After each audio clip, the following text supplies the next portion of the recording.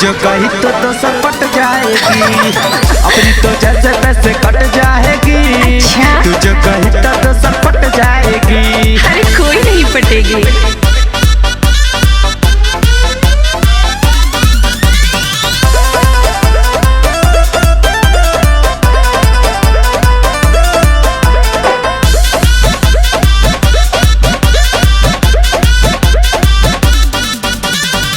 तेरे जैसे लड़के घूमते मेरे पीछे हैं। खुद को तू क्या समझती है, देखे में बनानी लगती है।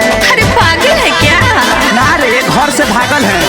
तेरे जैसे लड़के घूमते मेरे पीछे हैं। खुद को तू क्या समझती है, देखे में बनानी लगती है। पति करा बकवास में तो लड़के हो खास, तेरे झांसे में मैं नहीं आएगी। समझे कि नहीं समझे? अरे हाँ, अपनी तो जैसे तैसे कट जाएगी। तू जो कही तो दोसर पट जाएगी, अपनी तो जैसे तैसे कट जाएगी।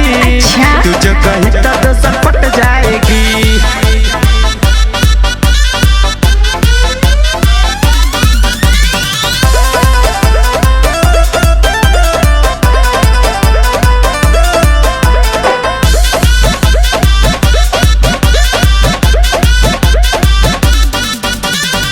मिलेगी मेरे जैसी कोई नहीं, तू है गलत और मैं हूँ सही।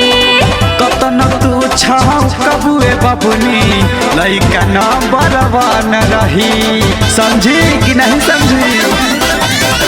मिलेगी मेरे जैसी कोई नहीं, तू है गलत और मैं हूँ सही।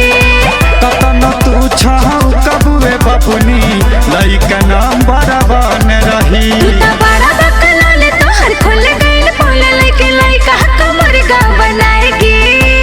ठीक है? अपनी तो जैसे तैसे कट जाएगी।